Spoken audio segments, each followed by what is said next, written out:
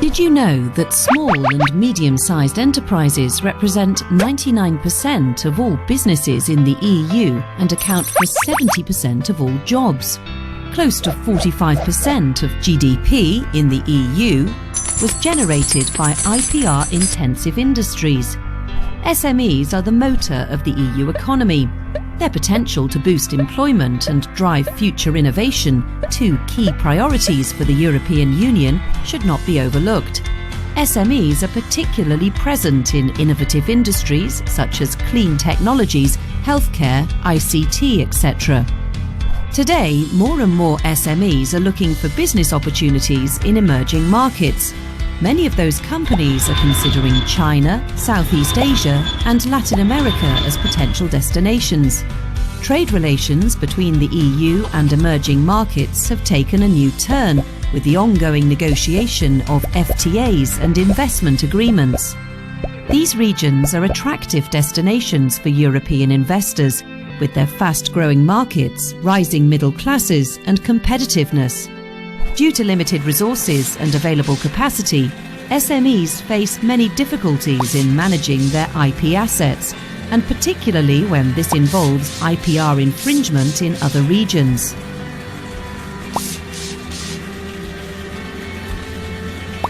Intangible assets such as intellectual property rights are key factors in the competitiveness of businesses in the global economy.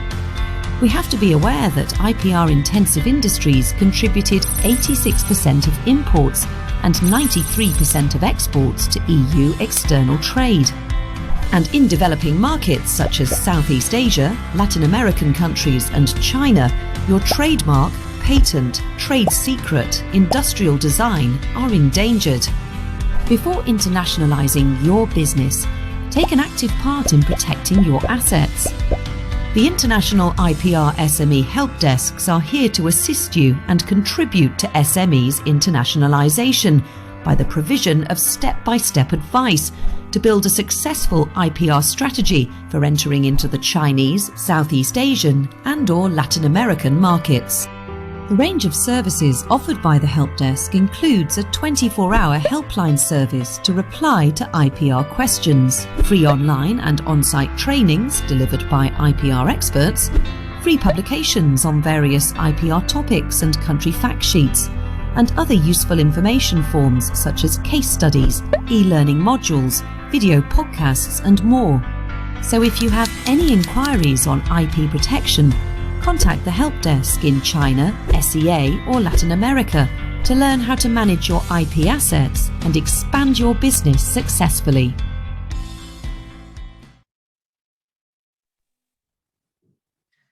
Good morning, Europe, and good afternoon, Southeast Asia. Welcome to our webinar entitled Trademark Protection and Intellectual Property Related Updates in Laos.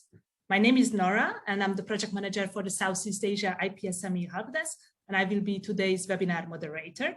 And joining me shortly will be Ayaka Ninyavu, Executive Director of the European Chamber of Commerce in Laos, and Dino Santaniello, external experts of the Southeast Asia IPR SME Help Desk and head of Tilleke Gibbins law firm in Laos. I'm very happy to have both of our speakers on board with us. And just before we dive straight into the presentation, let's go quickly through the housekeeping rules of this webinar. So we would kindly like to ask all our participants to enter your screen name and name yourself as your full name and the company name. This will help us to identify when you're asking questions and also facilitate the reporting. Besides that, we are looking forward to an interactive webinar. So please don't hesitate to ask questions through the Q&A feature so we can answer you in live. And also we will be launching poll questions during the webinar. So we look forward to have your answers there. So please don't be shy. And last but not least, today's webinar is recorded. So you will be able to check out the recording as well after the session. So before I pass the floor to Ayaka, just a quick introduction to our services. So the Southeast Asia IPSME Help Desk project is an initiative of the European Commission to support EU SMEs to protect their intellectual property rights in relation to Southeast Asia. All services that we offer are free of charge. On this slide, you can see a recap on the services. And also, I hope you enjoyed our short video. So just very quickly, we have an inquiry helpline. So through this, you can get in touch with us and receive a customized answer to your IP question within 3 working days. We have a wide range of publications available on our website through different IP topics and also country fact sheets, for example, on Laos as well. We organize on-site and online trainings across Southeast Asia throughout the year, and we offer some interactive learning tools such as e-learning modules. And we also have a nice website, so you can find all this information there. So now I would like to invite Ayaka to give us a short introduction to the European Chamber of Commerce in Laos. Hi, Ayaka. Yes, thank you, Nora. Good day to everyone. First of all, I would like to thank the Southeast Asia IP SME Help Desk for organizing this session with us today, and of course for today's speaker, Dino. I would also like to thank every one of you who participate in this session. We are very glad to see that the topic is of interest for many of you, spreading around several countries in the region. My name is Ayaka. I am the Executive Director at the European Chamber of Commerce and Industry, Laos PDR. I would like to share with you a few words about who we are and what we do. This year, the Chamber celebrates its 10 years anniversary, 10 years of operation and engagement towards our members. We count at date around 100 members, being either European subsidiaries or also many European entrepreneurs in Laos. While we are for core mission to promote trade flows between the EU and Laos PDR, our vision is to make Europe the preferred business partner of Laos PDR. We are very keen today, very happy today to have this session because SMEs actually accounts for more than half of our members today, which is very relevant to have a session on the IP, especially in the context of internationalization of the SMEs. Next slide, please. So about what we do, like I say, so the vision is to make Europe the preferred business partner of Laos PDR. So to work towards this, we act as an entry point for either European companies or European entrepreneurs who wish to enter the Laos market. We are able to provide legal information, market surveys, but we are also here to identify partners, potential business partner, either as a business matching online or with the organization of delegation, of course, when it was possible.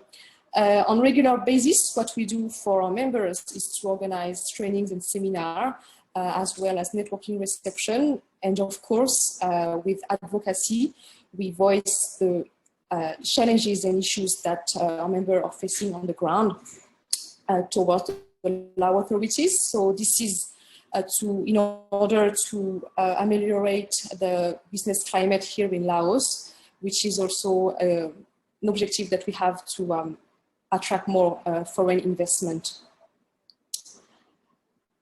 That will be it for my presentation, so you can go to the next slide. Thank you very much again for joining this session. If you wish to send us an inquiries, if you have any question on the chamber or the services that we are providing, please contact us at contact@ECCIL.org. I wish you all a very insightful session and remain available if you have any questions afterwards. Thank you. Okay, thank you, Ayaka. Thanks for this good insight to EuroCham Laos activities. So now we would like to ask Dino to start with the presentation. So okay, maybe I can just give you a quick, sorry. Please go ahead. Just wanted to briefly introduce you to our audience today. So as I said, Dino is an external expert of the project and also work as the head of Tilleke Gibbins office in Laos. He has a wide range of experience on IP law related to different IP types, such as patent, trademarks, and also licensing and other commercial transactions. Dino has been assisting domestic and international companies as well, and his legal expertise was recognized as a distinguished practitioner in Asia Law Leading Lawyers 2020 and as a leading lawyer in the Asia Pacific Legal 500 2020. So besides all this IP experience, I understand that Dino speaks many languages. So now let's dive into the presentation and let's hear from Dino more on IP protection in Laos. The floor is yours, Dino. Thank you, Nora. So I will start by sharing my screen, if you may.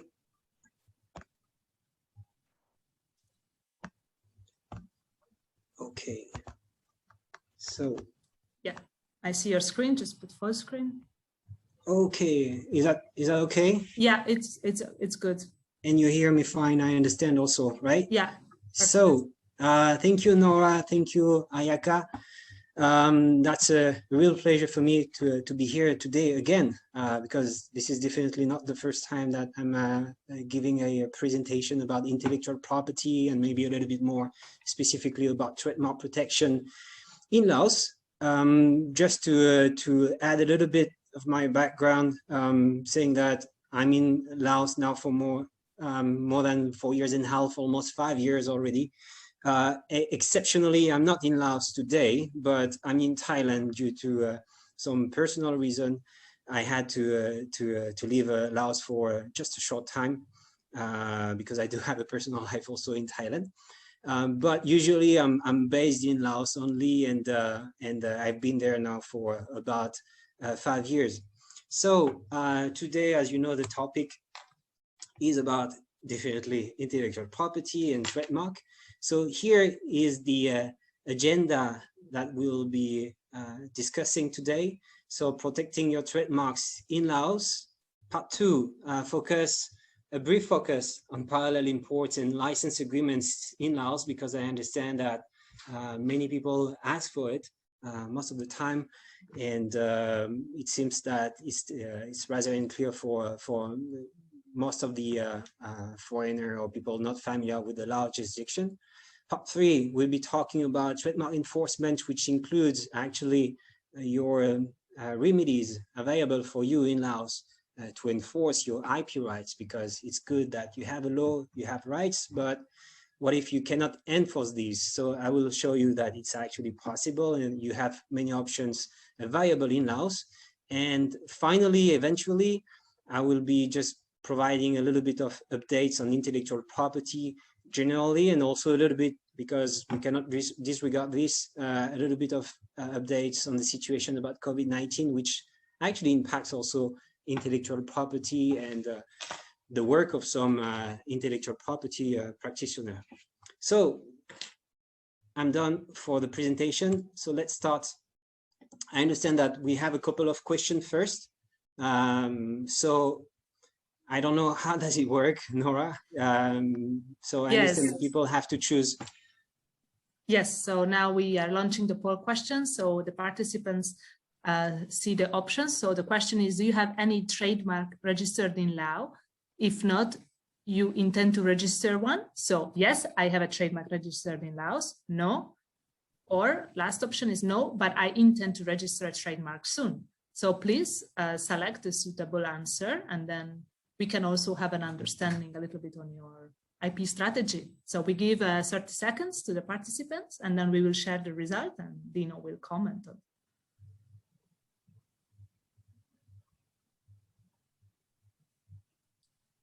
Okay, you can still make up your mind. If you haven't done it, then I think we can share the result. So what we see is 37%, so the majority, they don't have a trademark registered, 33% have, and 30% don't have, but thinking about. So I think now, let's see if Dino can convince those who don't want to register the trademark. I'll try. Find out more. So I understand also we do have a second question to understand a little bit better the audience today. Right. So the second question is, have you ever had to enforce intellectual property rights in a given country? Yes or no? It's very straightforward. So let's see your history.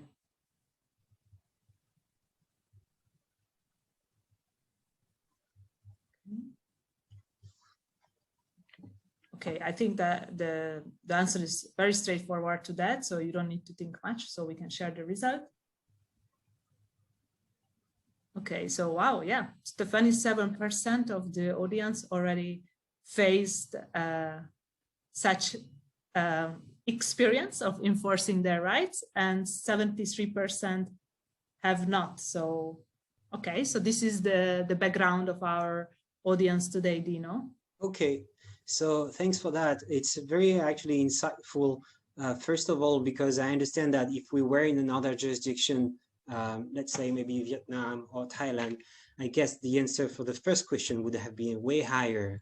This is because most of the time Laos will not be as the first destination of foreign investment, or especially maybe for intellectual property, because maybe people doesn't know that there is a intellectual property framework in Laos. But also they may not see the pros to actually, for now, register your trademark in Laos. And the second question, I'm not surprised, because most of the time, even for those having a trademark certificate and a trademark registered in Laos, the lack maybe of awareness of the options available about remedies make that they never try to enforce those rights, even though those were actually infringe, or it just means that nobody infringed rights, or very few in Laos about trademark, which would be great. And I think for now it's still not a very big trend, but it starts, we can see that more and more there's a lot of infringement regarding intellectual property rights. So now those two questions are asked, we have a better view about the audience. Let's start about part one, and protecting your trademarks in Laos. So before starting to talk about the law, I like usually to provide a little bit of insight of background overview about the legal and regulatory framework in Laos. So this timeline actually reflects those regulations, laws, and past regulations and laws about IP, but specifically about trademark. So as you can see, everything started pretty recently. The first for the modern days, I would say, of Laos, so 1975. So the first regulation was actually a prime minister decree, so it was not even a law. It was specifically about trademarks. And the first law actually occurred in 2007. So if you think about it, that's very close to us. Still, it's very recent if you compare to maybe some more developed jurisdiction, I would say, judicially developed jurisdiction. And I have highlighted or have put a red font for those two laws that are actually in force. So whatever I will be speaking about today will be on the latest law on intellectual property and the decision on trademark and trade names of 2018 respectively and 2019. So let's see. Also about international treaties and conventions. So I think it's a very interesting portrait also for Laos, because Laos is a landlocked country. So most of the time we may think that Laos may not be part also of international treaties and convention, does not try much to maybe catch up on those international standards. But I would say, surprisingly for those who are not familiar with Laos, but I'm not surprised seeing like the everyday effort of the authorities in Laos to catch up, to develop intellectual property rights. We can see that there is a lot of international treaties and conventions to which Laos is a party. And here is just a very brief overview of those, focusing mainly about trademark. So here I didn't include those bilateral convention for patent, for instance, to speed up the registration of a patent in Laos. Same thing goes for geographical indication. I do not even talk about it. So these are international treaties and convention about trademarks to which Laos is a member. The most important one, and many of you, I bet, even though you're not very well versed in IP, you may have heard about the protocol relating to the Madrid Agreement concerning the international registration of marks. And I believe we will have the occasion to talk a little bit about it also as well. Here, it's a little bit of statistics about the file trademark. So here I also include patent, petit patent. So as you can see, the practice is still under development, especially if you see patent, petit patent, industrial design, and geographical indication. These are very still low numbers as compared to other jurisdictions, but still we can see there is a trend that these remain stable, and hopefully they will also increase in the next coming month or years. Relating to trademarks, so here we have categorized it. Trademark national means people actually registering the trademark through the national phase, as we call it. So basically, it's, you have your application and you go to the office in Vientiane capital, wherever, whatever province you're from in Laos, and you register with the officer in front of you with hard copies. Trademark, Madrid means the international registration. So here it's once your trademark is an international trademark, you have the possibility actually subsequently to select Laos in order to register your trademark remotely, okay? For the statistic for 2020, I think these may not be final yet.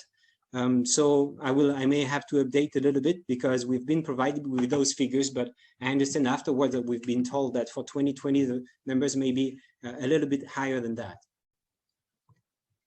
So now talking about trademark specifically, when we talk about a trademark in Laos, so what it is, and also what can be protected.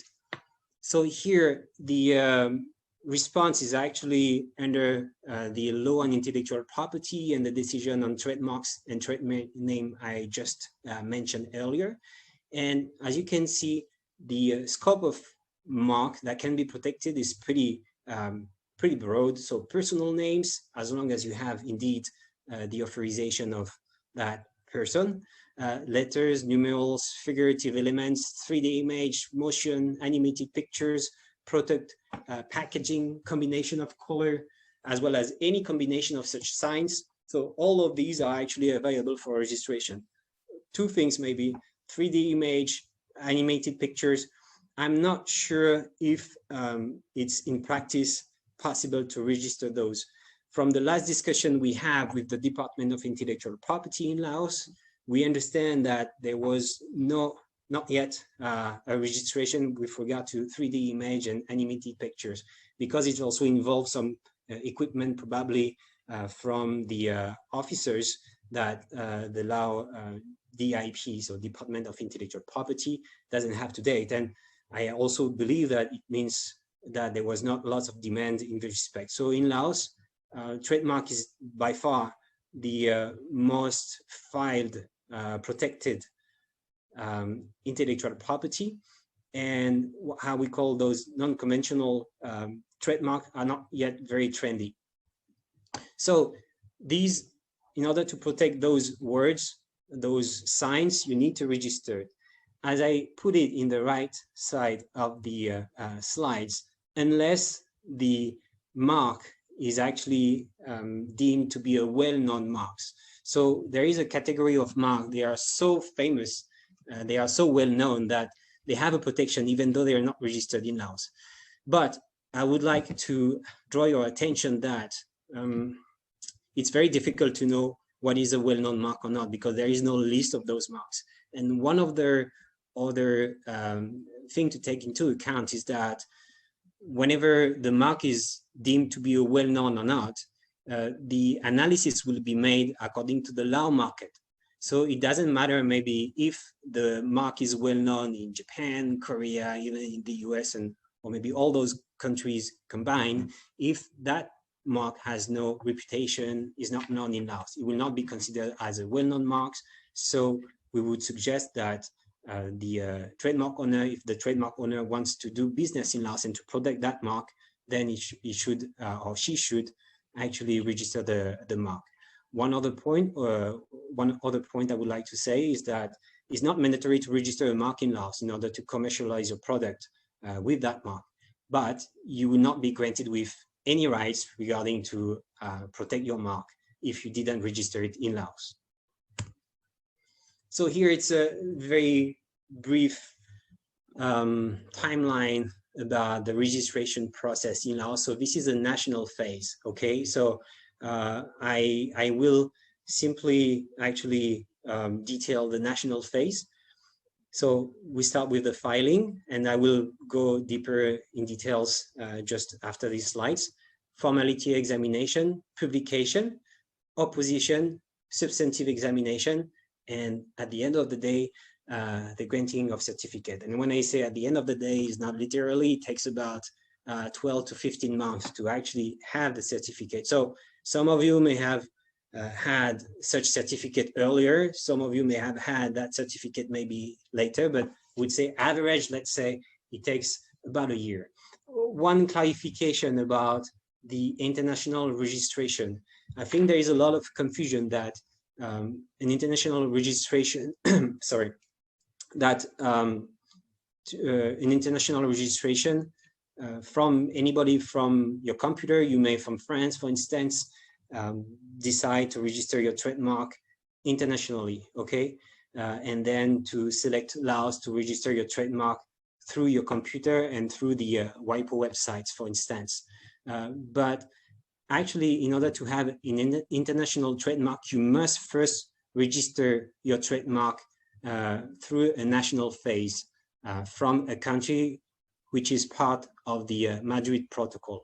And after that, once you have your trademark certificate from that country, you may transform that national trademark into an international trademark. And from this stage, you may be able actually to go on internet and to subsequently designate other countries from the Madrid Protocol to register your mark, okay? So when we talk about international registration, it means that first you have registered your mark in a given country, and then that trademark was transformed, let's say, into an international trademark. And from that stage, you can actually file subsequently your trademark to protect your mark, sorry, in other countries. So here we will focus on the national phase. And as you've seen before, the first step is definitely the filing. So filing a trademark in Laos is very, very straightforward. It's not very demanding, even I would say, in terms of analysis, but it takes time to prepare the documents, accurate documents, if you're not familiar with it.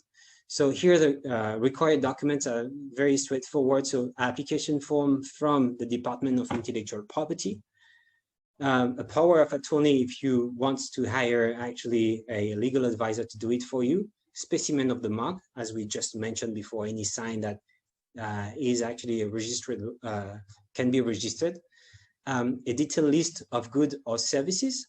So the list of goods or services will refer to what your mark will be used for.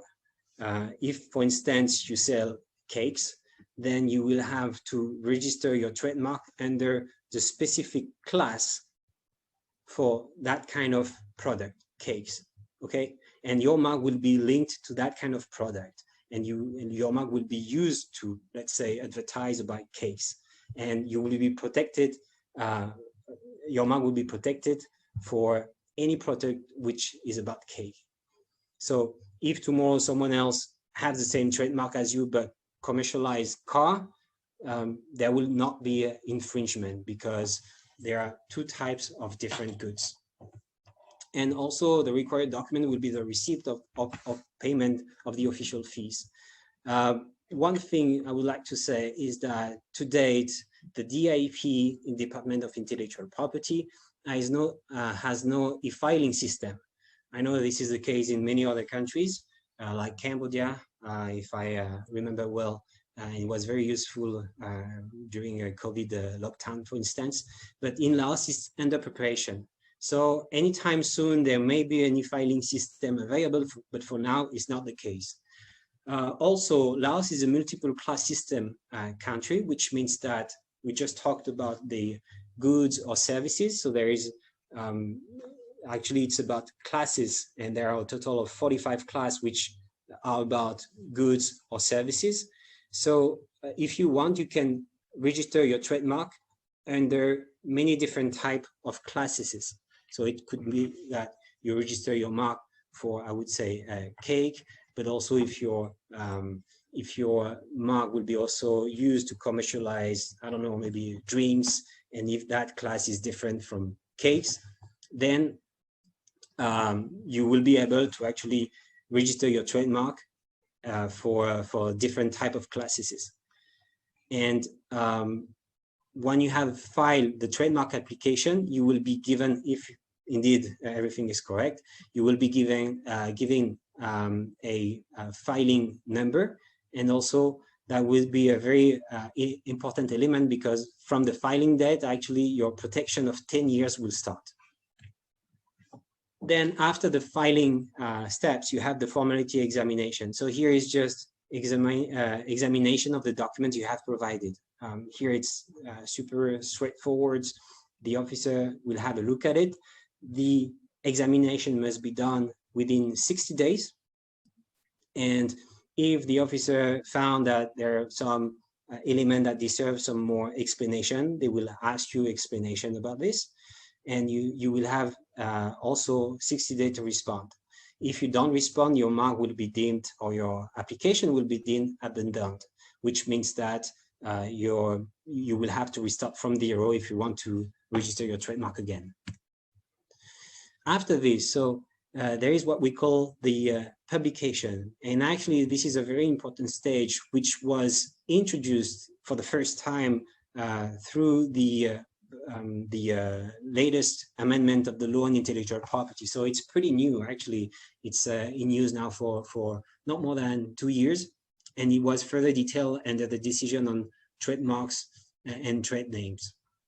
So what it is exactly? So when you have filed and when you have been through the examination, the preliminary examination, then the Department of Intellectual Property will actually publish your application on their website.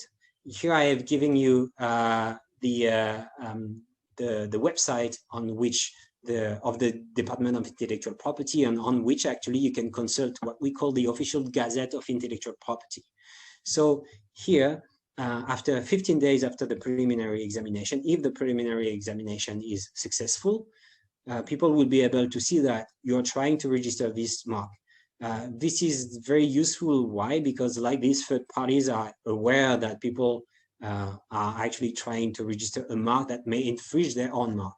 So within the time of the publication, a third party will have the right to oppose actually to the trademark that is under registration.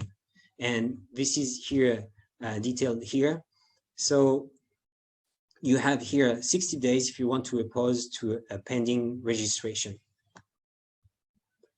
Usually, if you want to find an opposition, application form, evidence, supporting documents, POA, also payment of the official fee will be indeed required. And one thing I would like also to say is that if you feel like 60 days is not enough time for you to respond, you may be able to actually file a request to extend the deadline to the Department of Intellectual Property. But the problem is that you need to have sufficient reason. So if it's just because you didn't have time to read, for instance, a notification you received about the opposition of your mark, then it may not be a good reason. However, if you have maybe some kind of force majeure excuse or reasons, then the Department of Intellectual Property may be willing to provide you to extend the deadline to respond, which is originally 16 days. After the opposition process, you have the substantive examination. So here, the officer from the Department of Intellectual Property will check that your mark meet the minimum requirements. So it's a sign, as we've seen, is not descriptive and not generic. Let's say if you're selling cake, your brand cannot be, or your mark you want to register cannot be named cake. Otherwise, it would be it would mean that you will be able to prohibit anybody from using the word cake, even if those people would be selling cakes. So that would be a little bit of too much. Therefore, your brand cannot be generic in this respect. However, as you know, you have some very famous smartphones called Apple, and this is not an issue because in the industry of mobile, Apple is not a generic term, I'd say. So this is why they can actually register the trademark for something that is different from the product they're actually selling. The other thing also as well that would be checked by the examiner at that time is that the trademark or your mark you're trying to register is not infringing the law.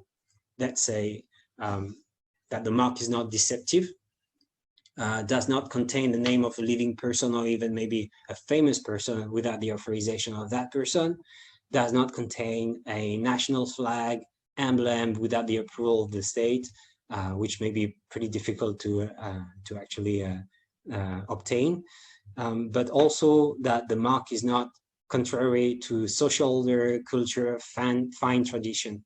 So here it means probably a trademark that would be deemed offensive. The examiner would probably reject the registration of that mark.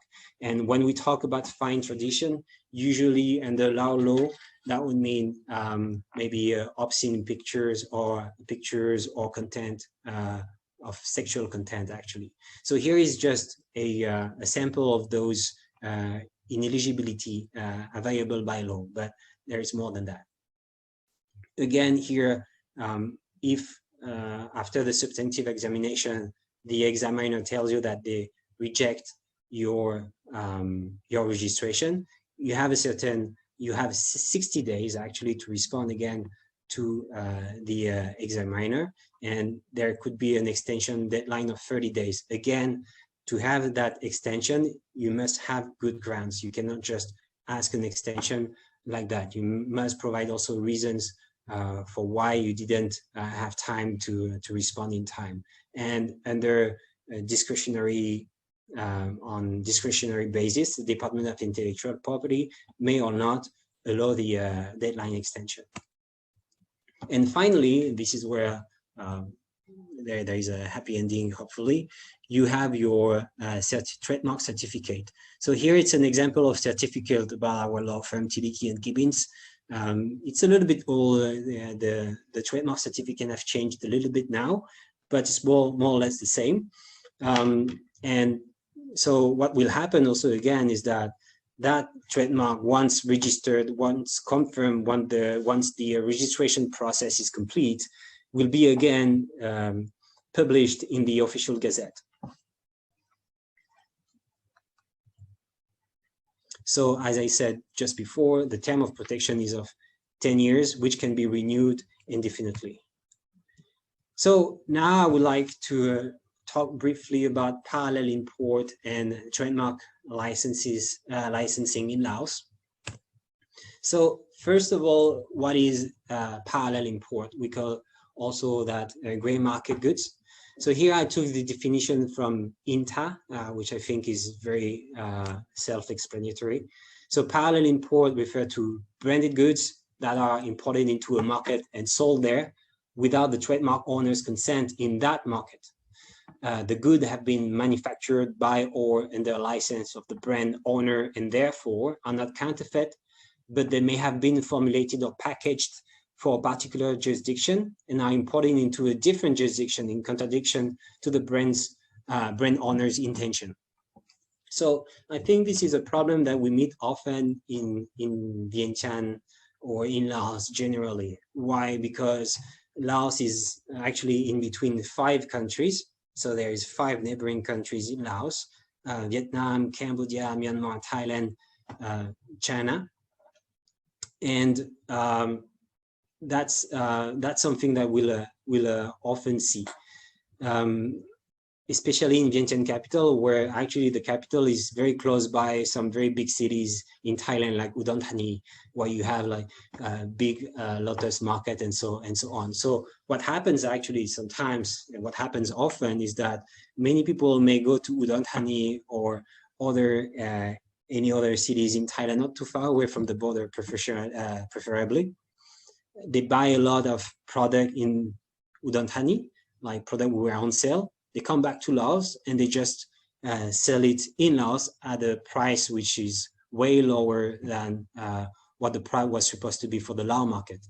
This is actually a big issue for many business operators. At first, so it depends on the view you have. If you have a view from a consumer perspective, you may think that's very, very good because you have price lower, and so everybody is very happy about that. But actually, no, because if you take then the other perspective of as a operators, let's say local importers, for instance, many local importers make exclusive distribution agreement with big brands in foreign countries to be the exclusive importer and distributor in Laos. So they may actually invest a lot to buy trucks, invest a lot to buy or to upgrade their warehouses and so on. But at the same time, they can see that any people could actually import those same goods at a lower price. So that's very harmful. Actually, also this is very harmful for the local businesses or subsidiaries of those parent companies based abroad, because let's say there is a big multinational from Thailand. They open a subsidiary in Laos. They invest a lot in hiring people. They invest a lot in the marketing, advertisement, invest a lot also on the production side of their capability. But at the end of the day, some other seller, distributor would go to Thailand, take the products over there and sell it in Laos. So for the local subsidiary, it means a lot of loss also as well. And it doesn't reflect the work they are putting to actually promote the good product locally. And also the other thing is that I do believe that parallel imports also facilitate smuggling, because, and we'll see that it may be a little bit difficult in Laos to, at the border, to ask people to not to import those parallel imports or those gray market goods. While if it was very clear that just one distributor can actually import goods, it would be very easy for the customs to actually see if those importers or trucks coming at the border have the right, have been authorized by the trademark owner to sell those goods. And if not, then they would just be refused to cross the border with those goods and to sell it in Laos. So this is actually a big issue where we have a lot of questions usually. So what can we do in Laos about that? I do believe that actually the especially the law on intellectual property provides some legal provision that allows one to actually one trademark owner to prohibit the import of those goods in Laos. Since the Article 58, Section 2, and I will not mention lots of name of articles, but it's very clear that the sale, advertising, but also the import of goods bearing the trademark of a trademark owner can be prevented by these trademark owner. But actually, in practice, it is still very difficult to enforce, and usually, especially for generic goods, for general goods. For some of the goods, actually, it's not possible to import if you're not the authorized distributor. Here on the right side, I took the example of a car seller in Laos. In order to be able to import cars and to sell it, you must have an agreement with the manufacturer from the country of origin. Otherwise, you cannot import the car. So this is very straightforward, very easy. If you don't have that agreement with the the manufacturer of the country of origin, you cannot import the car. So there is no other channel that actually the car could be imported. So unless you have a specific good that fall under that category where it is required to actually to have a specific express consent from the manufacturer, from the trademark owner based abroad, unless for those types of goods, it is very difficult. Why? Because most of the time we do believe that for the authorities, they take the stance of the consumer. So they see that the products are cheap, so it's for the best. And so they allow such practice, and it's very difficult, even based on the law or even based on the contract you may have as a distributor with your distributor and the trademark owner based abroad. It's very difficult to enforce those rights.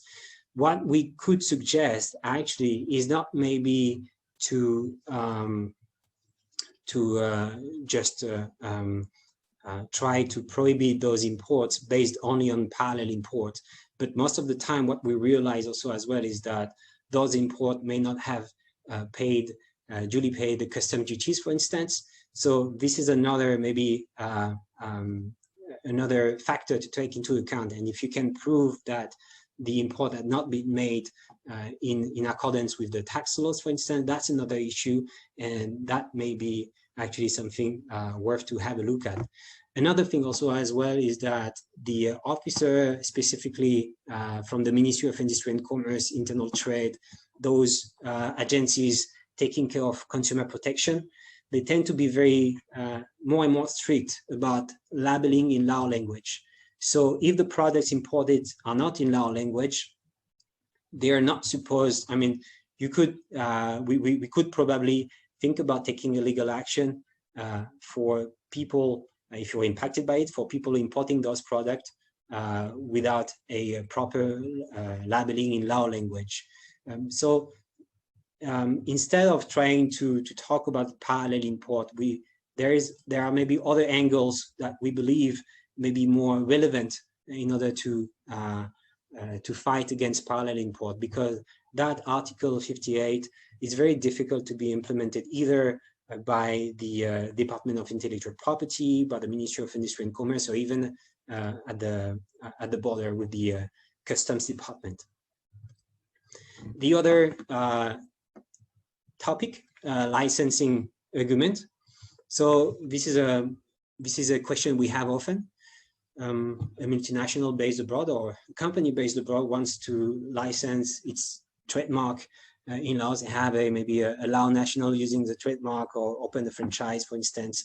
Licensing agreement actually can include many different terms. So licensing agreement, it could be a franchise agreement.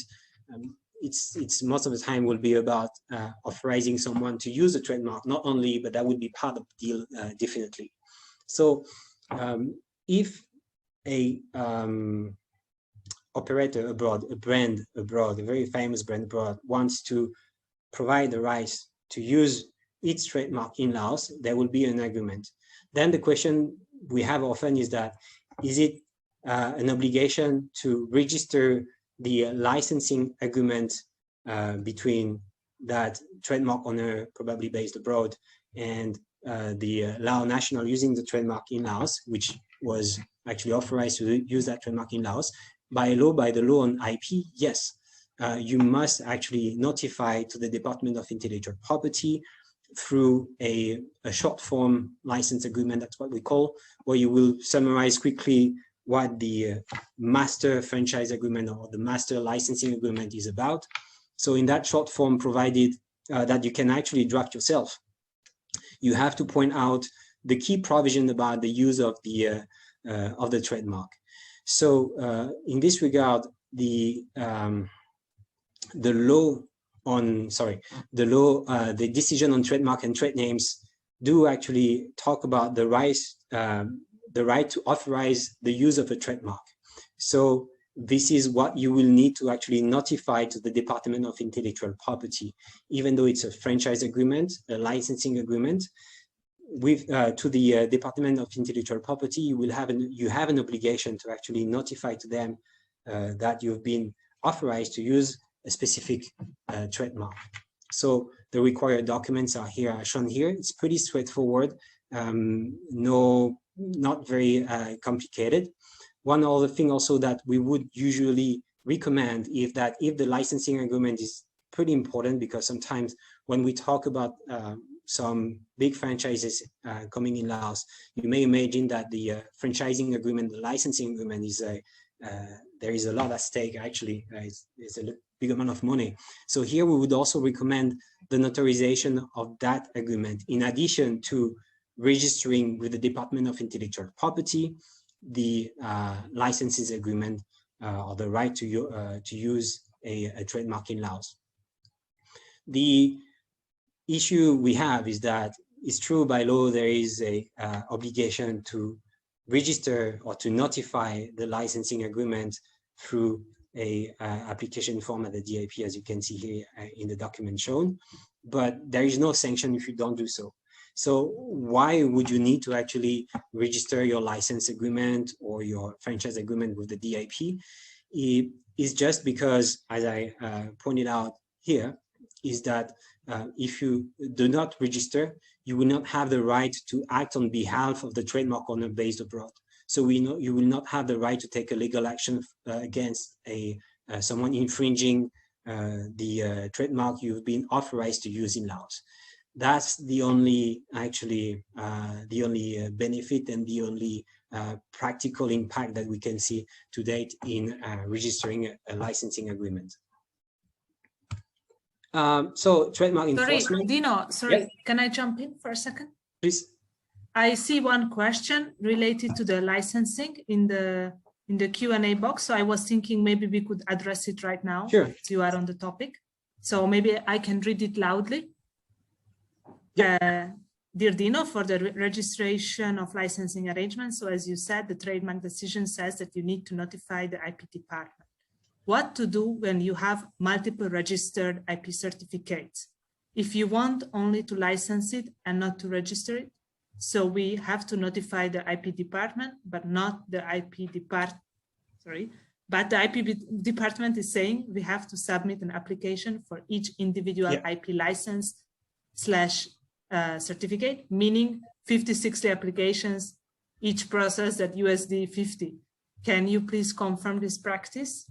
I confirm. In the application form is when you want to actually register the license agreement or through the short form, it's one application for one trademark. So if you want to talk about 56 trademarks, yes, it will be requested that you register 56 short form agreement application form with the Department of Intellectual Property. I think it's not very convenient, but that's how things are. Okay. Thank you for the clarification, and please carry on with the presentation. Sure. I will try to make it brief because I'm scared to be a little bit beyond exceeding the time. So I will now introduce the options to trademark enforcement. If you've seen the other webinars, there is no major surprise here. It's more or less the same, but I would be happy maybe if you want to ask about like some practical issues you've met. I would be happy to try to elaborate a little bit more, but I think it's a good refresh in the worst scenario. So trademark enforcement usually will consist of those 6 actions. So cease and desist letter, civil action, criminal action, border control with the customs at the border, administrative remedy, which may include or not redaction. So a cease and desist letter. So this is a very, very practical, and this is the very first step actually, which suggests even before thinking about talking to the authorities, even before thinking about taking any legal action, that's simply a letter where you do inform the party infringing your rights, or if you the party is supposedly infringing your trademark rights, for instance, that you inform that party that you're the owner of a trademark, and you do believe that according to the legal framework of Laos, that party is actually infringing your mark because, for instance, using a mark that is similar to yours or instill confusion to the Lao consumers. So this is a very efficient way to actually stop an infringement, and we've seen a lot of good results, and I will be talking about that very shortly. Because why? Most of the time, not every time, sometimes they really know, but many times we've met with the instance where the infringer didn't know actually about the Lao law, and they may have thought that there is a big loophole and it's fine if you use a trademark similar to that one as long as you don't advertise for it, or as long maybe as you don't make a lot of profit out of it. But it's not the case. And in that situation, it's very convenient, and we have faced a lot of cases like that where we just had to actually write a cease and desist letter, and we had a very good cooperation with the infringer. So here, the objective will be different than the others. You stop indeed the illegal activity, and you also saying to someone that you do have a trademark certificate and you do have a monopoly over the use of a specific brand, of a specific mark for some specific goods or services. And what sometimes happen also as well is that that person may want to sell the genuine products actually, and they may end up being a partner with you. So I'm not saying it's a happy ending like that all the time, far from it, but it may not that optimistic a happy ending, but it could be just that the infringer tells you, oh, I didn't know, I will stop that. Most of the time, what we will be also requesting is that they send us all the samples or any other product that have not been sold to us for destruction, for instance. The other action that is definitely possible is civil action, but I have to say, contrarily, as compared to, would be easier. As compared to other jurisdiction, there is not much civil action, not much people file complaints with the Lao People's Court in Laos regarding to IP issues or trademark infringement. I think because they are not very much aware that it's possible and their rights also as well, or as we do, we advise them that the maybe the outcome of it would be uncertain, because today the judges are not very familiar with that issue. So it may be first better maybe to start with trying to check with the relevant line ministry if they can maybe try to intervene and do something about the infringement observed.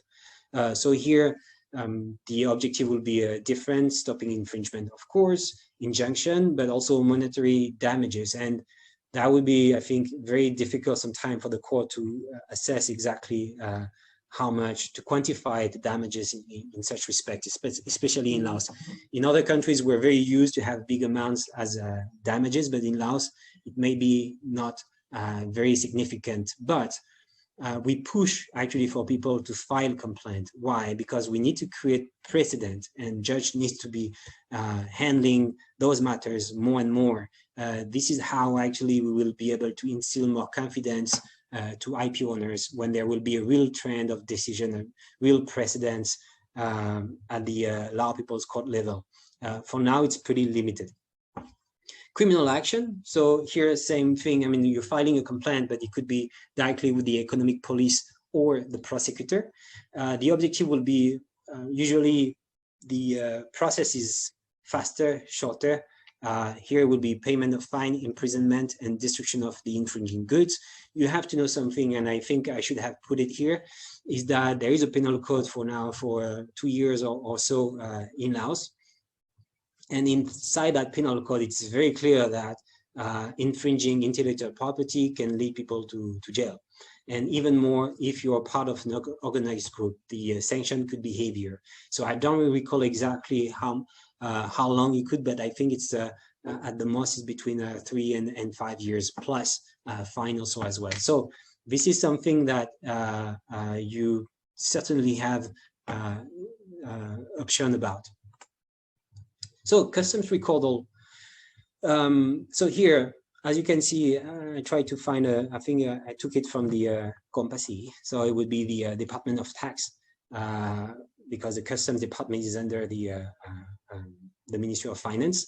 So here on red point, you can see those checkpoints where there could be officer checking on infringing good exiting or coming into Laos. So it's possible actually to file a motion with the customs authorities to ask them to check if they notice any suspicious goods about your brand. Most of the time, it will be even more effective if you provide time to time some kind of training to those officers to learn how to distinguish your genuine goods from fake goods. So that requires a lot of time. We do provide some training like that sometimes, but it's very, I think, essential. And most of the time, it will be even more efficient if you're aware of any shipment coming into Laos, and you can provide precise information to the officer. What we notice also as well is that there is no centralized IT system. So most of the time, it will be hard copies delivered to each of those checkpoints, which may also raise some questions about are they maintaining those documents properly or not, and things like that, which may actually undermine a little bit the inspection at the customs border. But that's also another option. I wish that Laos will develop that, because it's a hub to the Chinese market, to the ASEAN market. So it's obvious that a lot of counterfeit goods circulate into Laos. So if the customs could actually play, and they should be able to play a major role, that would be for the best for IP protection in Laos. The other remedy would be administrative remedy. So here, basically, you go to the Ministry of Industry and Commerce or the Department of Intellectual Property, and you can ask them to help you out with that. So usually they will start negotiation also with the infringer and have a mediation, which can be very helpful. And then it could be also that an agreement is agreed, indeed, between the two parties and also witnessed by the authorities. That can be very helpful. And the last recourse would say it would be a red action. So that's something we've done many times in Laos. First, it involves actually to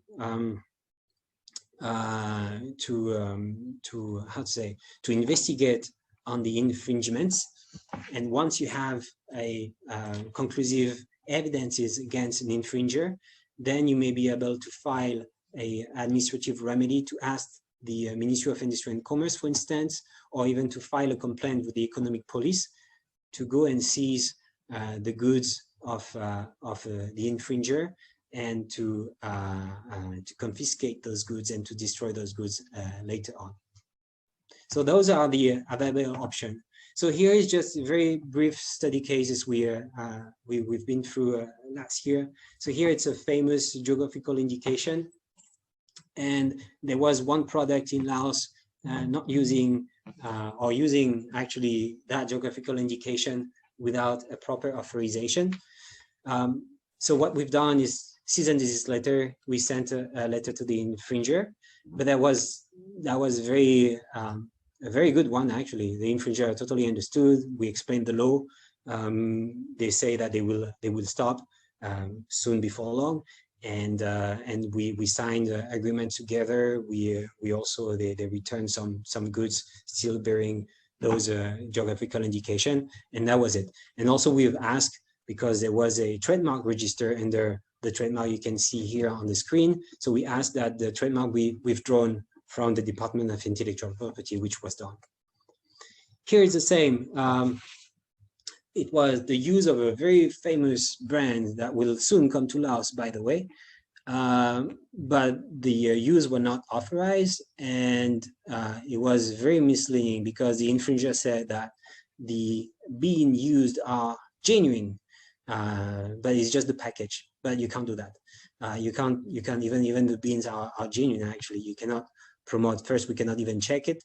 We don't know what standard, if the standards are observed, but more than that, you cannot just use a brand and refill and use a brand as you may want. So you need again to ask the authorization from the trademark owner. So here again, what we've done, same thing, cease and desist letter. It was a little bit more difficult, but at the end of the day, we've been able to withdraw all those suspicious products from the stores. So here it leads me actually to the update part. I'll try not to be too long. Unfortunately, we cannot avoid talking about COVID-19, as I said. So you have to know that for now, Vientiane capital is under lockdown. For those of you who are in Vientiane, you very well know that. Until May 5, at least, probably more, because there was a huge surge of COVID-19 recently in Laos. You have to know that before maybe mid-April, there was a total of something like, I think maybe 56 or 60 cases total since the beginning of the outbreak. And now, last time I checked on the website of the COVID-19 of the government, there is a total of 511 cases since the beginning of the outbreak. So you can imagine the surge. I want to say that the Department of Intellectual Property in Laos still works the same. It means you can still register your trademark in Laos. You can still do whatever work you need to do in Laos, like transferring a trademark to someone else, registering it with the Department of Intellectual Property, registering patent. You can do all. They are not closed yet, but they work on a rotation basis, so the number of staff is limited. And also traditionally there is an IP fair there during this time, and it was simply canceled. One of the also updates which just happened recently is that the Ministry of Science and Technology is now dissolved. I think it was, now there is what we call the Ministry of Communications and Technology, if I'm not mistaken. I'm quite not sure yet what type of logo this ministry may have, but we do not talk about Ministry of Science and Technology anymore, even though in practice, still, even the officer, they still stick to Ministry of Science and Technology. But as a result, the thing is, the Department of Intellectual Property at first was under the Ministry of Science and Technology, and now it's under the Ministry of Industry and Commerce. I think it's a great news. Why? Because it means that maybe one ministry could handle the registration of a trademark or whatever you have, until even the enforcement, because most of the time, the Ministry of Science and Technology, not most of the time, by law, they didn't have the power to actually go somewhere and take, seize, and destroy, which power the Ministry of Industry and Commerce has on behalf of the good of the consumer protection. So I believe that would be maybe render things even more effective if the same ministry and the same officer for the same ministry could actually carry out the registration, but also the enforcement action, because they will be very well aware. Sometimes the problem we faced is that the officer from the Ministry of Industry and Commerce were not very well aware of IP issues or trademark issues, so they were kind of reluctant to act and seize goods. Now we hope that in the coming month, it will make redaction even easier. Also, one good thing to mention is that there was a surge here about registration of geographical indication. And as you can see in September 2020, but also in November, there were new geographical indications. So here it just shows the commitment of the Lao government to try to promote better the local product. Here we're talking about Bolowen coffee, which is great coffee, Pak Song tea, Huapan silk, and those other things you can see. So the government is trying to really much to promote those products with a trusted label in order to sell it better abroad. So hopefully that will pay off. There was already one geographical indication in November 2018, which was registered Khao Kai Noi, which is a sticky rice, very good also as well. Anyway, I'll let you try. Before that, there was also champagne registered in April 2019. And lastly, in November 2020, Scotch whiskey also registered a geographical indication in Laos. So it's the second foreign GIs, the second foreign geographical indication ever registered in Laos. So hopefully we will see more and more GIs registered in Laos. There was also a new decision on patent and petty patent. So first, I would like to explain what is a decision. Most of the time, we will have a law which is very general in Laos, and subsequently, you will have what we call a decision. So the decision will help in the implementation of the law. So since the law is very general, there is a lot of things actually that deserve explanation or For instance, the law on intellectual property talks about the opposition I explained to you just before, but the law on intellectual property does not provide any system, any steps, any procedure for that opposition. So until the decision on trademarks and trade name, it was very difficult to understand unless you practice every day. So here, the new decision on patent and petty patent provides those clarification, for instance, but I would be happy, I don't want to spend too much time, I would be happy to actually provide you with more details because we did publish a very update about that. And there is also, I didn't have time to look thoroughly through it, a new decision on industrial design and also on integrated circuits and layout design. I didn't mention it, but definitely if you want to have a little bit more information about it, I would be very happy to provide this information to you. So this is it for me. I hope I was not too long. And now I'll be happy to take any question that I may be able to answer, hopefully, from you. Okay, thank you very much, Dino, for this insightful presentation. I see our audience was quite active, so that means that they were following you and the topic is absolutely relevant for them. So let's start with the first question, which is coming back for the licensing part. So we have a question, is it obligatory to register a trademark license agreement to be valid in Laos? So I would say, yes, if you want to strictly, if you have a strict interpretation of the law, yes. I did mention also the notarization process. So by law, many contracts, if not all, should be also notarized and so on. In practice, it's not the case. For instance, employment contracts are not to be notarized, or contract of a low value usually will not be subject to a notarization.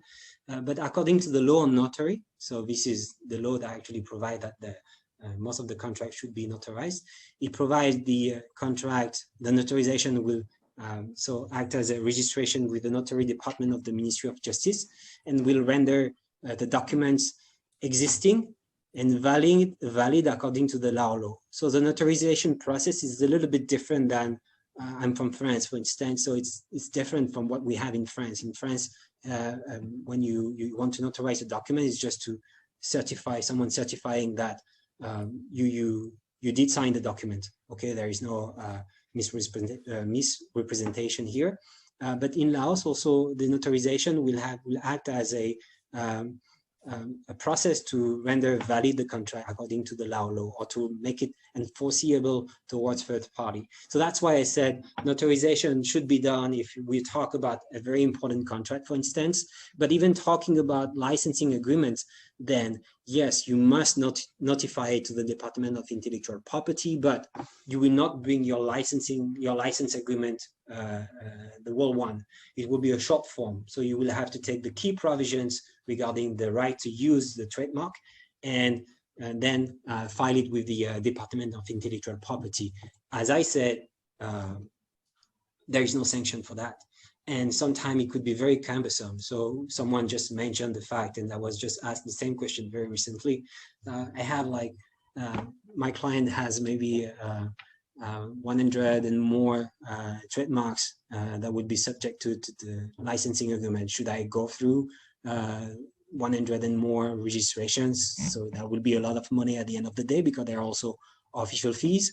And what is the result? According to the law, even not to the law, actually, according to the discussion we have with the officer, because according to the law, there is not much impact. But according to our discussion with the officer is that if then the licensee wants to take a legal action on behalf of the licensee can do so. If you didn't notify or register the licensing or the short form of the licensing agreement, the licensee cannot take any legal action to protect the trademark. Okay, thank you. Thank you for clarifying. Hope this answered the question to our participant. Another question which was asked at the beginning of the webinar, so I would like to come back to that one, not to let our participant wait too long. So the question was, we have been told by the Department of IP that there will be a revision of the national law on IP in 2022. do you have any idea what might be that part, on which part this revision will be? So first of all, I would like to say it's not even being sarcastic or whatsoever, but sometime we've been told that there will be some, not by the Department of Intellectual Property specifically, but by other agencies, that there will be a very soon an amendment of the law or regulation the next month. And sometimes we had to wait like years for that. So if you've been told that it will happen in 2022, then I think it could happen even after that period. But I did hear the same thing.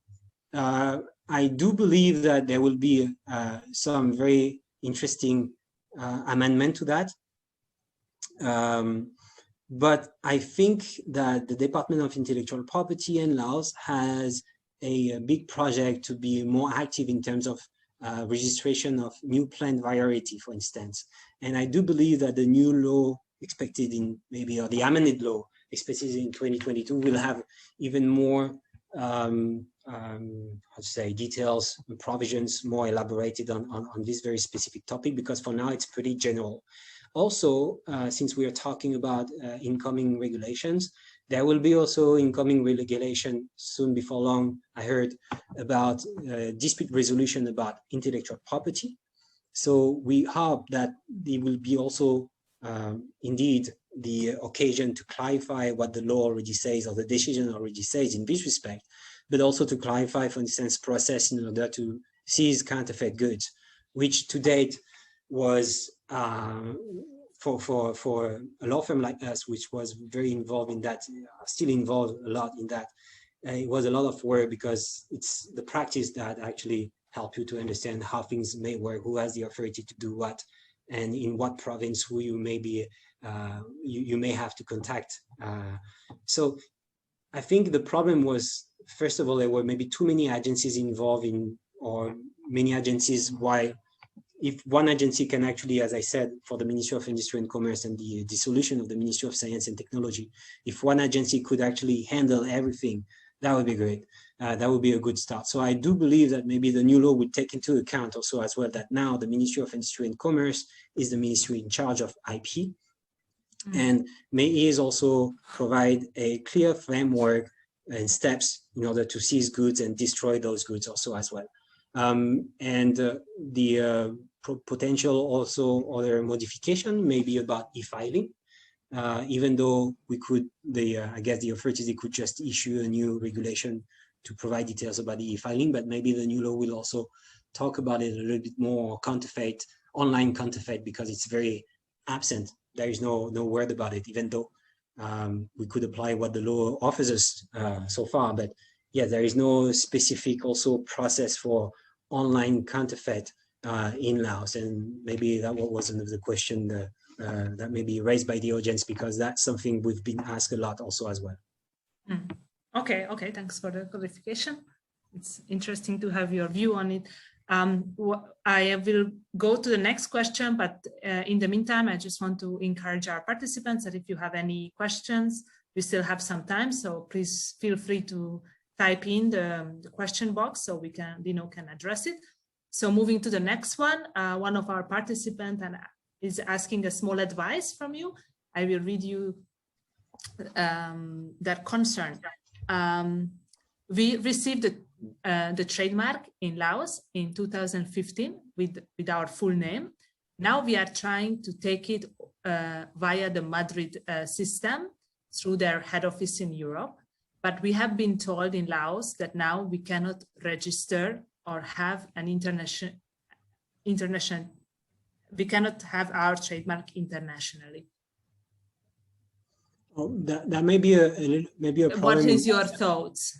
Yeah. It's very difficult, I would say. Maybe a problem about the time lapse. But you know what, for a very specific question like that, I mean, just because I think I just cannot give a clear answer now, right away.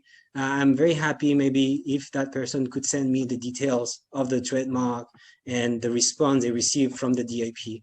I'm very happy to provide a preliminary, I'll say, opinion on this and see what's going on.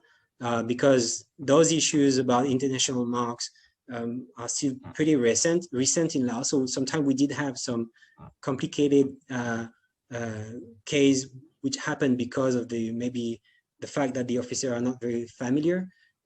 So if that person, I'm sorry if I cannot provide a very good answer right away, but I'm happy to review all the details that the DIP have sent to that person and provide an opinion accordingly. Because we are organizing this webinar jointly, my suggestion would be that I will text it in the box, our email address, the question@southeastasiaipsmehelpdesk.eu. So the participant is welcome to send us a short email, and we will coordinate with Dino to provide a bit further insight. Yeah, and one thing also is that if you have any supporting documents, except if it's a master franchise agreement and you ask me my opinion about it, otherwise, if it's like now, I understand it could be just a one-page document from the officer explaining the reason why they can't. I'm very happy to have a look at it also as well in Lao language, English language, whatever language. Just send it to me so that I may have a better opinion about the response. Yeah. Okay. Then we had some questions before the webinar, actually, from some of the participants. So I would like to come back to that now. So one of the participants was asking how to register software in Lao, and before it was obligatory to register through the Ministry of Technology, and what can be done now since this ministry was dissolved. Any advice on that, Dino? So when we say before it was supposed to be registered with the Ministry of Science and Technology, I would like to say, to ask first, in what respect, what was the registration why the registration was necessary? Was it to protect the intellectual property, the ID put through in the software, or was it in order to be able to commercialize it? So that's two different topics. I think it may be the second one. I may be mistaken because maybe I don't have a clear, I'd say the legal grounds of that registration, but that's my understanding. One thing is that software would be usually, I may have another look at it under the Lao law, as in many other laws, but would be protected according to the copyrights and related rights. So that's why I don't think here there is no sui generis regime for software, I guess, in Laos. So my understanding is that it would be protected anyway, but not under trademark, not under any other thing, but under copyright. So for copyright, it's not necessary to actually register it, as long as you can prove that you're the author of that copyright, of that invention, of that software, songs, movie. Then you're entitled to say that you're the owner. So here, when we talk about registering the Ministry of Science and Technology, it may be another type of registration. Now, to respond, the Ministry of Science and Technology was dissolved, it's true, but, there was actually an announcement issued, I don't know which national agency actually, but I think it's something like the political committee of Laos that says what department of the Ministry of Science and Technology will be going to. And also now there is that Ministry of Communications and Technology. I'm sorry if it's not the correct title, but it should be about that. And I understand that the former minister, I think it's Mr. Wangdala, is now the minister of that new ministry. So the Ministry of Science and Technology has been dissolved, but many of the subject which was supervised by that Ministry of Science and Technology is now supervised by the Ministry of Communication and Technology. So it could be that that minister now is handling that. But when you talk to the officer, most of the time they still refer to the Ministry of Science and Technology. So for me, it was very confusing to know how things were actually restructured. And I think it will take time before everything is very set and structured again. Okay, thank you. And again, if the participant requires any further clarification, we just put our general email address in the chat box, in the Q&A box. So yes, please feel free to reach out, and we can also answer some questions after the webinar. I think if Dino, you still have time, can we have I'm not one going more? anywhere. I do have time. Okay, that's great. So yeah, that was a question also just before the webinar on the international registration. So I was thinking if we can just, you mentioned during the presentation, but if we can quickly once again review that if a company wants to register a trademark in Laos, they have basically two options: register locally and the first to file system applies, or they can go through the international system, the so-called Madrid system, and how it works. If you can very briefly summarize so the companies can understand what are the options for them. So one thing to say first, I think it's very important because we have all the time, maybe because the promotion of international registration was not made correctly. People misunderstand that international registration, it means your trademark, as long as it's an international trademark, is protected in all the countries of the contracting member of the Madrid Protocol. This is not the case at all. Your trademark is relevant to one geographic zone. So you need to register your mark into that zone or country in order to be protected in that country. That's one thing. So even though you have an international trademark, it doesn't mean that automatically your trademark will be protected in Laos, Spain, France, all the other countries. There are more than 100. There are a lot in all those countries of the Madrid Protocol. First, if you want to have an international trademark, you need anyway to register your trademark under the national phase. It could be happening through the national phase I just explained here for Laos, going from the filing to the granting of the trademark certificate. Once you have actually that trademark certificate, what you've been granted with that trademark certificate, that rights, you can actually transform your national application or your national trademark registration into an international registration. And this can be done actually, if I'm not mistaken, also through the WIPO website, WIPO. You may have a lot of actually information in that website, or I can provide you even more if you write to me afterwards.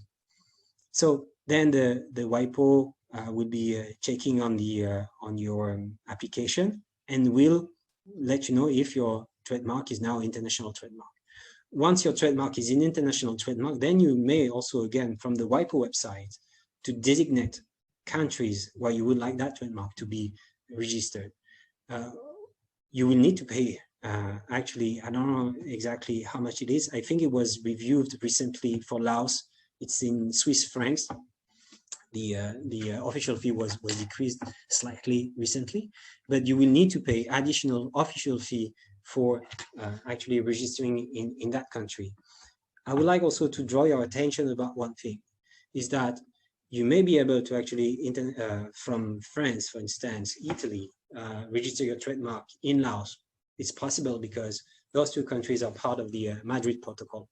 But if that trademark in Laos actually happens to be already registered by someone else or is similar to another trademark registered, then the Department of Intellectual Property in Laos will issue actually a notification to the International Bureau saying that your trademark have been temporarily refused because actually that trademark is already registered. And then they will ask you, do you want to respond within that 60 days period I was mentioning during my presentation? So if you want to actually proceed with registration through the Madrid Protocol system, and that's a good thing, I think, that render things very dynamic, and I totally approve that system. But you need to make sure first that your trademark is available in each of the countries where you want to register. Otherwise, if you just go blind and say, I want to register in all the countries, you may have a lot of refusal actually. And then once you refuse, you cannot you must actually contact a local lawyer like us. I would like to say in this respect, our job has slightly changed since the Madrid Protocol. At first, since people needed to use our services to register trademark, otherwise it was not possible to do it remotely. So we did a lot of trademark registration. Now what we witness is actually that we do less trademark of registration, but what we do more is those opposition that happens, or when someone from France tried to register a trademark in Laos and received a office action, that's how we call it, saying that the trademark is refused because it's similar to another trademark. Would you like to respond to that office action in order to try to overcome that office action? Then that's where they need to contact a local lawyer like us. We will draft a response to the Department of Intellectual Property or provide preliminarily. We may provide also a chance of success before we are actually engaged to respond to the Department of Intellectual Property to try to overcome that office action.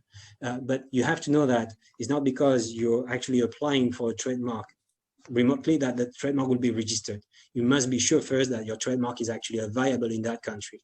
The Madrid Protocol should be used cautiously, and you should be sure that in those countries where you want to register your mark, it's available. Otherwise, it would be very time-consuming, cost-consuming, not cost-effective at all. So you need also to think about the strategy about that.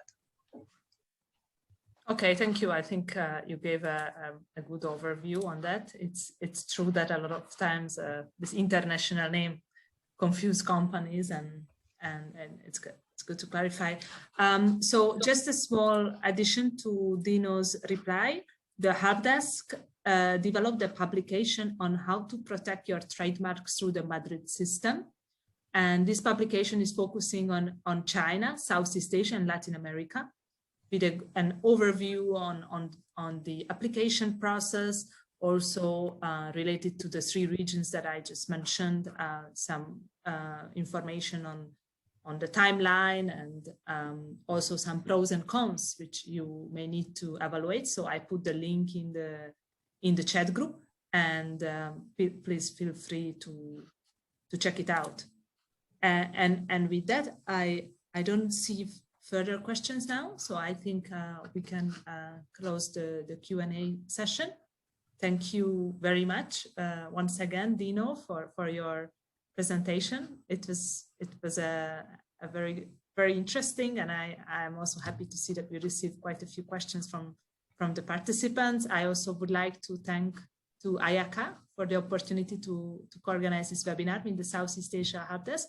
And if you would like to say any remarks, Ayaka, please feel free to jump in now. Thank you to all the participants, but as well to you, Nora, and the team in Vietnam, and as well as Dino. I found the presentation very insightful and concise at the same time. So again, thank you. It was great also to have that interactive and good attendance today.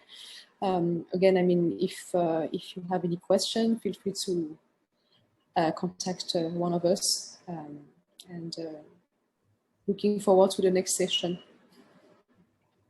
Yeah, thank you very much to everybody, really.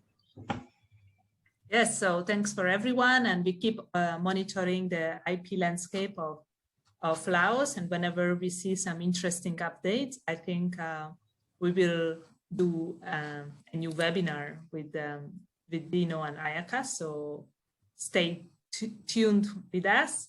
I will also just put one more link for you, because the Help Desk will have a new website. We actually already have the website, and we plan to publish our updated Lao fact sheet soon. So I think that can be also interesting for the participants. So I will include the link, and in the future, you will find some interesting documents there to increase your IP knowledge. Thank you all, and I wish you a nice afternoon or a good lunch break for those who may join us from Europe. Thank you. Thank you. Thank you very much. Bye-bye. Yeah, bye. Bye-bye.